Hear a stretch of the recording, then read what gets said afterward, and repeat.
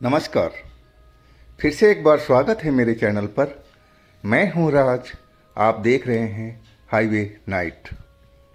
दोस्तों, आज की जो कहानी है ये राजेश जी ने भेजा है। राजेश जी फरीदाबाद में रहते हैं और ये घटना 2010 की है।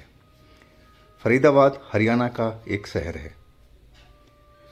तो राजेश जी खिलौना बेचने के काम करते थे। अपने साइकिल पर खिलौना लेकर के और गली गली गांव-गांव में जा जा कर के खिलौना बेचते थे। और शाम के टाइम में वो जहाँ जहाँ बाज़ार लगते थे वो जाते थे और वहाँ पर खड़े होकर के अपना खिलौना बेचते थे। तो चलते हैं दोस्तों इनकी कहानी में। लेकिन दोस्तों, आपने मेरे चैनल को सब्सक्राइब नहीं किया है तो जल्दी से कर लीजिए और साथ में बेल आइकन को दबाना मत भूलिएगा।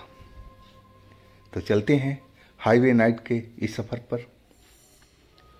दोस्तों, मेरा नाम राजेश है।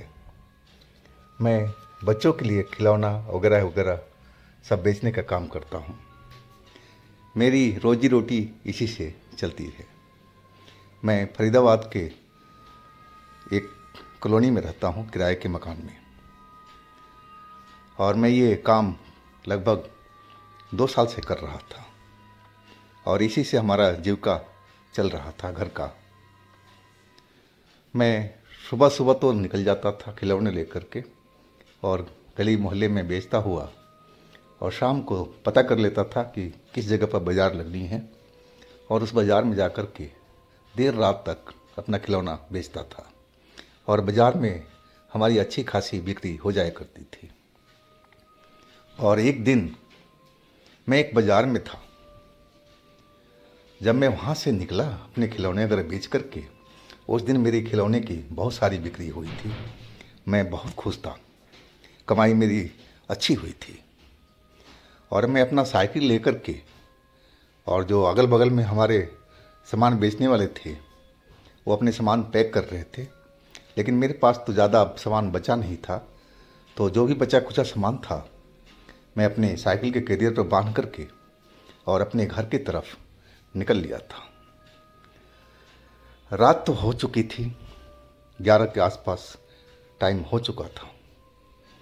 और मेरे जो पड़ोसी थे, जहाँ मैं सामान बेचा करता था बाज़ार में, बोलने लगे, राजेश रुको, साथ में चलते हैं। लेकिन मैं समझा इनको सामान वगैरह पैक करने में ज़्यादा टाइम लगेगा। यानी कि भाई, मुझे ज़रा जल्दी घर पहुँचना है, मुझे भूख लग रही है। और मैं उनको विदा कह के अब मैं चल दिया था साइकिल लेकर के अपनी। मैं आगे निकलता हुआ चला जा रहा था। उस बाज़ार से मेरा जो घर था कम से कम 40-45 मिनट का साइकिल द्वारा चलने पर लगना था। और तेज तेज साइकिल चलाता हुआ मैं आगे बढ़ रहा था।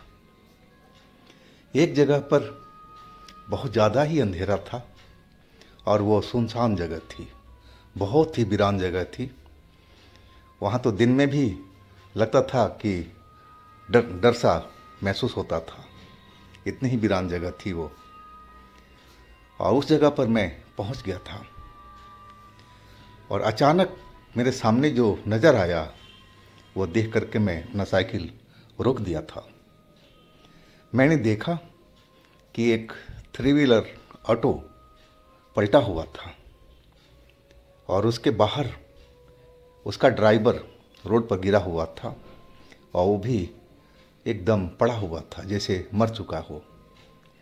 मुझे समझते देर नहीं लगी कि शायद ये एक्सीडेंट हुआ है या फिर गलती से ऑटो पलट गया है और इसी वजह से ऑटो ड्राइवर को चोट लगी है, या तो ये बेहोश है या फिर मर चुका है। मैं जल्दी से साइकिल खड़ा करके स्टैंड पर और मैं उस जगह पर पहुंच गया कि देखूं अगर ये घायल है तो मैं कुछ मदद करने की कोशिश करूं। जब मैं नज़दीक जा कर के पहुंचा तो देखा जो ड्राइवर था उसका तो सर फटा हुआ दिखाई पड़ रहा था और बहुत सारा खून उस रोड पर गिरा हुआ जमा हुआ था, उसके आसपास में, सर के पास में फैला हुआ था। और उसकी जो आंखें थी वो खुली हुई दिखाई पड़ रही थी, जैसे आसमान को देख रहा हो। एकटक।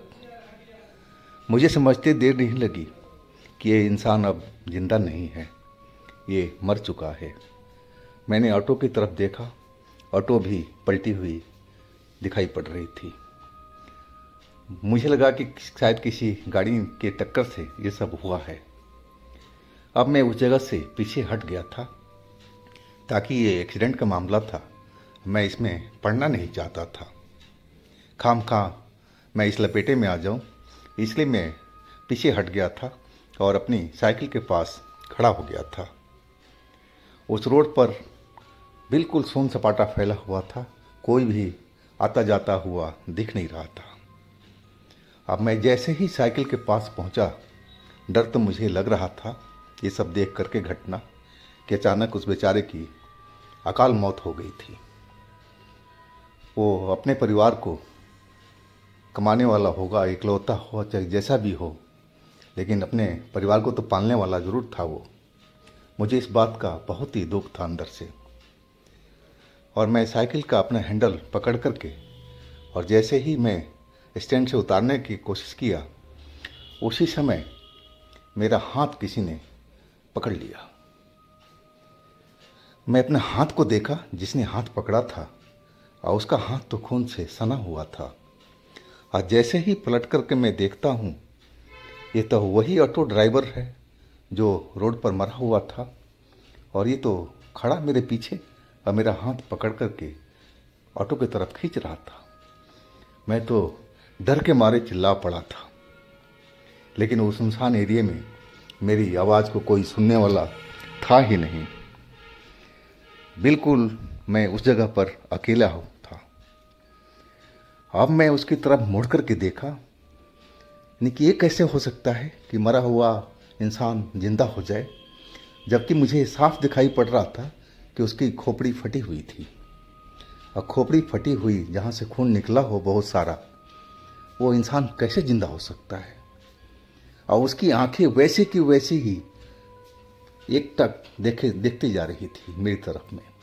उसकी पलक बिल्कुल भी झपक नहीं रहे थे और चेहरा खून से भी सना हुआ और भी भयानक लग रहा था।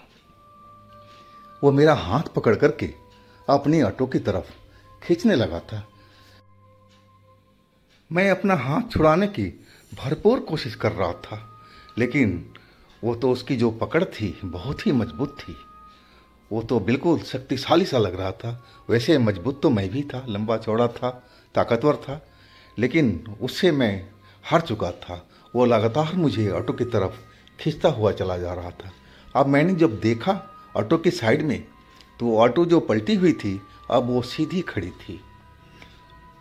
अब मैं सब देख करके समझते देर नहीं लगी कि ये तो कोई भूतिया चक्कर है। ये तो जो मरा हुआ आदमी कैसे खड़ा हो सकता है, ये तो ज़रूर भूत है। और मैं तो एकदम चिल्ला पड़ा था, लेकिन चिल्लाने का कोई फ़र्क नहीं पड़ा उस ड्राइवर पर। वो तो बिल्कुल मेरी तरफ देख करके और मुस्कुरा रहा था। मुस्कुराते हुए चेहरा उसका और भी भयानक लग रहा था। मैं बोलते जा रहा था, भाई मुझे आप छोड़ दो, मैंने आपका क्या बिगाड़ा है, मुझे मेरे घर पर जाने दो। मैं ऐसी ऐसी उसको बात बोल रहा था कि मुझे वो छोड़ दे, लेकिन वो तो मुझे छोड़ ही नहीं रहा था। वो मुझे लगातार ऑटो के तरफ में खींचता हुआ जा रहा था और मैं अपना पैर ज़मीन पर मजबूती से टिकाए और उसको खींचने से रुके हुए था। लेकिन मैं कब तक भूत का साथ, इतनी शक्तिशाली भूत, और मैं कब तक उसके सामने खड़ा होता।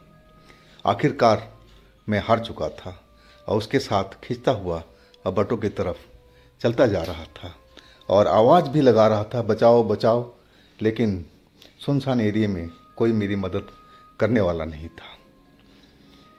मैं ऑटो के पास पहुंच चुका था। ऑटो वो अब मुझे स्टार्ट दिखाई पड़ रहा था। सब भूतिया खेल था, मुझे समझते देर नहीं लगी थी। मैं अपना मन में सोच लिया कि बेटा अगर तुमने ऑटो के अंदर बैठ गया तो तू जिंदा नहीं निकलेगा। मुझे अंदर से आवाज़ आ रही थी, जैसे मुझे कोई कह रहा हो कि इस ऑटो के अंदर बिल्कुल भी मत बैठना, ना घुसना। और वही मैं कर रहा था कि अपना पैर अड़ा करके और वो ड्राइवर वो अंदर चढ़ा हुआ था और मेरी हाथ पकड़ करके मुझे अंदर खींच रहा था, लेकिन मैं अपना पैर टिका दिया था मजबूती से और मैं अंदर नहीं जा पा रहा था। और वो मेरी तरफ देख करके गुर्रा रहा था किसी जानवर की तरह, लेकिन मैं बहुत ज़ोर ज़ोर से चिल्ला रहा था कि कोई हो तो मुझे बचा लो भाई, बचा लो भाई। और ये सब करते हुए बहुत टाइम बीत चुका था और तभी कोई आता हुआ दिखाई पड़ा। वो 3-4 लोग थे जो अपनी साइकिल रिक्शा पर सामान रख करके और इसी तरफ में आ रहे थे। उनकी साइकिल रिक्शा भी मुझे अब दिखाई पड़ रही थी और मैं और तेज़ी से चिल्लाने लगा था और शायद उन्होंने मेरी आवाज़ सुन लिया था और वो भी आवाज़ दिए थे, कौन है भाई, क्या हुआ आप? और जैसे ही उन्होंने आवाज़ दिया, ये जो ड्राइवर था ये मेरा हाथ छोड़ दिया था और मैं झटके से ज़मीन पर गिर गया था। और जैसे ही गिरा और मैं दोबारा उठा तो देखा कि ना तो वहाँ पर ऑटो खड़ा थी ना वो ड्राइवर खड़ा था। दोनों के दोनों अब गायब हो चुके थे उस जगह से। मैं डरा हुआ था, बिल्कुल कांप रहा था। तब तक वो जो साइकिल रिक्शा वाले लोग थे वो मेरे पास में पहुंच गए थे। मैं देखकर ही पहचान गया कि वो सब बाज़ार में सामान बेचने का काम करते थे और वो मेरे जहाँ मैं खड़ा होता था वही सब लोग थे जिन्होंने कहा था कि हम साथ चलेंगे, लेकिन मैं जल्दी निकल आया था। और मुझे देखते ही बोले, अरे राजेश, तुम गए नहीं, तुम तो काफ़ी देर के निकले हो और तुम क्यों चिल्ला रहे थे, क्या हुआ तुम्हारे साथ में, और तुम यहाँ अकेले सुनसान जगह पर क्या कर रहे हो? मैं डर से कांप रहा था। कांपते हुए मैं उनको एक एक बात बताता गया। वो तो मेरी बात पर विश्वास ही नहीं कर रहे थे, लेकिन एक जो लोग था उसमें वो मेरी बात को बहुत ध्यान से सुन रहा था। बोला, राजेश, तुमने बहुत अच्छा किया कि उस ऑटो के अंदर में अपना कदम नहीं रखा अंदर में। अगर तुम ऑटो के अंदर में चले जाते तो तुम इस दुनिया से बिल्कुल गायब हो जाते, तुम इस दुनिया में कभी वापस नहीं आते। वो भूत तो यही चाह रहा था। शायद वो एक्सीडेंट में मरा हुआ कोई भूत है जो अब भूत बन चुका है, इंसान था जो भूत बन चुका है और तुम्हें भी अपना साथी बनाना चाह रहा है, वो बताने लगा था। उसकी बात सुनकर के तो मैं और खौफ में हो गया था, डर गया था कि क्या भाई ऐसा भी होता है? बोला, हाँ भाई, अब यहाँ पर रुकना ठीक नहीं है, जल्दी से निकला जाए यहाँ से। और फिर तो मैं अपनी साइकिल स्टैंड से उतार लिया था। डर तो लग रहा था, लेकिन अब तो घर जाना ही था और मैं आगे आगे और वो साइकिल रिक्शा वाला पीछे पीछे, हम लोग एक साथ अब अपने घर की तरफ निकल लिए थे। और मैं रास्ते भर यही सोचता जा रहा था कि क्या वो सही में कोई छलावा था या कोई प्रेत था या भूत था? क्या वो मुझे मारना चाहता था? उस ऑटो में बिठाते ही मैं गायब हो जाता? मैं यही सब बात सोचते सोचते अपने घर पहुंच गया था। उस घटना को तो काफ़ी साल हो चुके हैं, लेकिन मैं वो घटना को भूल नहीं पाता हूँ। कभी कभी वो घटना मुझे सपने में नज़र आ जाता है कि मैं उसी जगह पर हूँ और वो घटना मेरे साथ में फिर दोबारा चल रही है। ये सपना मुझे सालों भर आता रहा। मैं सपना जब देखता तो डर जाता था, फिर मुझे नींद नहीं आती थी, मैं एकदम घबरा जाता था, पसीने पसीने हो जाता था। मेरा जो परिवार है इस सपने से तंग आ चुका था। मैं डरा डरा सा रहता था दिन में भी इस सपने की वजह से। आखिरकार मेरा तांत्रिकों से इलाज कराया गया, मंदिर मंदिर में बहुत जगह घूमा और आखिरकार उस सपने से मेरी मुक्ति मिल चुकी थी।